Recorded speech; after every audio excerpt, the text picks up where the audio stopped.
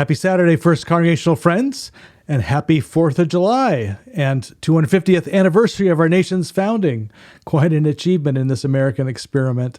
Hope you're finding some way to celebrate and to reflect on our nation's history and where we have done well, where we still have ways to go. Before we get to this weekend, the Bible trivia question is related to our nation's founding, and that is this.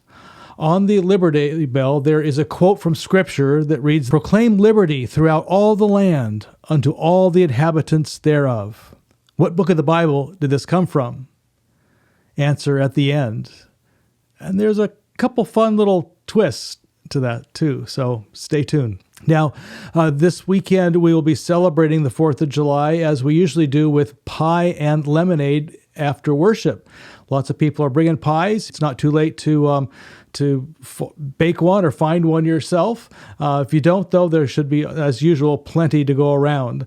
So looking forward to good fellowship and food. And also Sybil Donnelly and the Family Ministries team will be also presenting a little information about that Pray Ground you may have heard of that will be appearing in a sanctuary near you coming soon and answering questions about it as well. And then in worship, we will be marking the holiday with a couple of hymns that meant to reflect that our founding, and also then we'll be reflecting on more modern issues of where we find spiritual oxygen in a world that tends to take our breath away. One of the distinctive features about this series is it's about finding spiritual oxygen when you're under pressure, specifically, and where that best, purest oxygen can come from when you're feeling the pressures of the world. Another distinctive feature will be I will be telling a very personal story from my own life, from a high-pressure situation where I found spiritual oxygen, specifically oxygen that I've been breathing in and making a point of breathing in ever since. So I look forward to seeing you this Sunday for worship and for pie and lemonade.